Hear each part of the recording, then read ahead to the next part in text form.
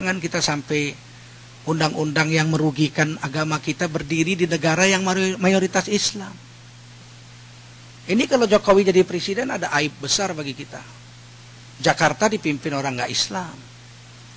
Masa ibu kota negara Islam, gubernurnya bukan Islam? Kan satu aib juga bagi kita itu. Ah, biasa demokrasi. Enggak lah, presiden Amerika kan nggak mungkin orang Islam. Presiden Cina kan nggak mungkin orang Islam. Ya kan? Mungkin wali kota Manado orang Islam? Nggak mungkin. Mungkin gubernur NTT, Nusa Tenggara Timur itu orang Islam. Samiun misalnya. Nggak mungkin. Mungkin gubernur Papua orang Islam? Nggak mungkin. Tapi sekarang sudah terjadi. Gubernur Jakarta bukan orang Islam. Ini satu hal yang memalukan juga. Kayak nggak ada orang Islam yang bisa memimpin. Nah, jadi ini kesalahan-kesalahan seperti ini tidak boleh terjadi dalam alam demokrasi. Masa yang kecil mimpin yang besar. Apartheid lah namanya. Apartheid kan? Iya, golongan minoritas memimpin yang besar itu apa namanya? Apartheid.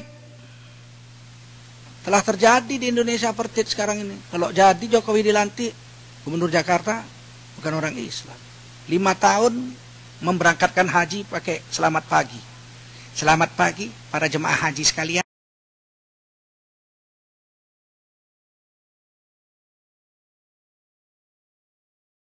Bagaimana kalau dia nggak Islam tapi nggak korupsi? Sedangkan orang Islam korupsi, mana lebih baik? Saya bilang begini, korupsi itu kejahatan, tapi kejahatan pribadi. Bahasa Inggrisnya personal crime. Kejahatan pribadi. Yang nanggung dia. Yang ngangkat nggak ikut. Misalnya saya ngangkat nih, jadi pemimpin satu orang Islam. Udah kita angkat rame-rame, dia korupsi. Yang berdosa dia aja. Karena dia kan Islam.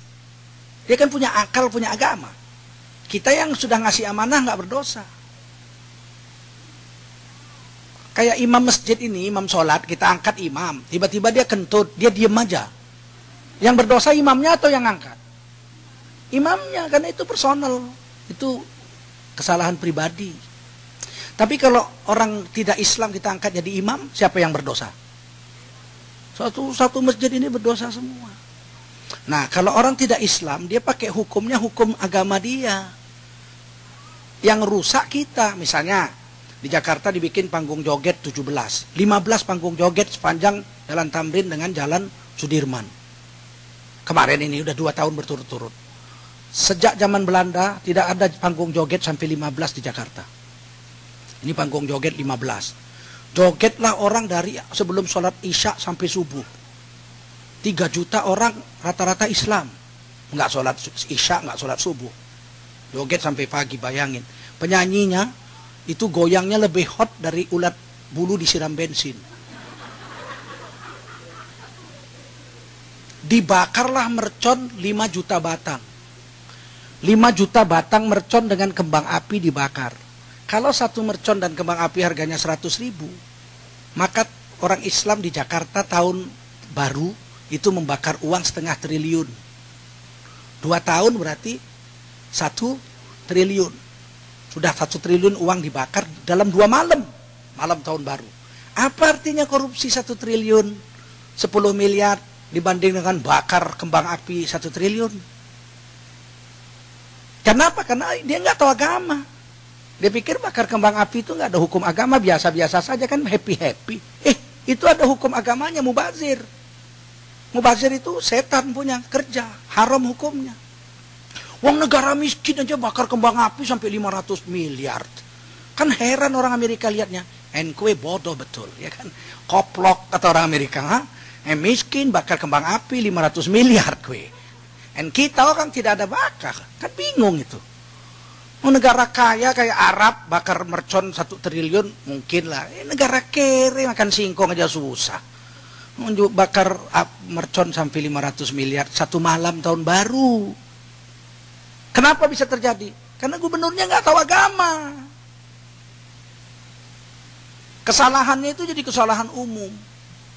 Rakyatnya 3 juta ikut joget semua. Paham?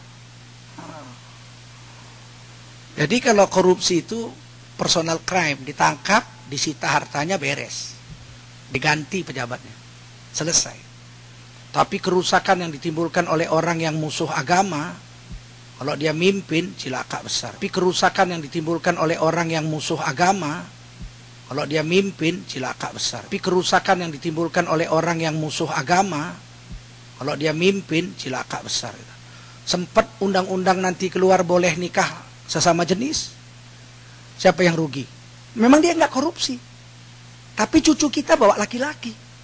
Anton, iya mama. Ini siapa? Ini istri saya mama. Siapa namanya? Joko. Aduh. Ayo, mana lebih bahaya daripada korupsi? Korupsi personal crime, kesalahan pribadi dia, ditangkap, sita hartanya, selesai. Kalau ini, korupsi tidak menular kepada orang. Kalau ini, AIDS segala macam. Nah ini hari ini kita kan tertutup dengan materialistik. Kita pikirannya jangan korupsi aja. Biarpun jahat nggak apa-apa. Loh,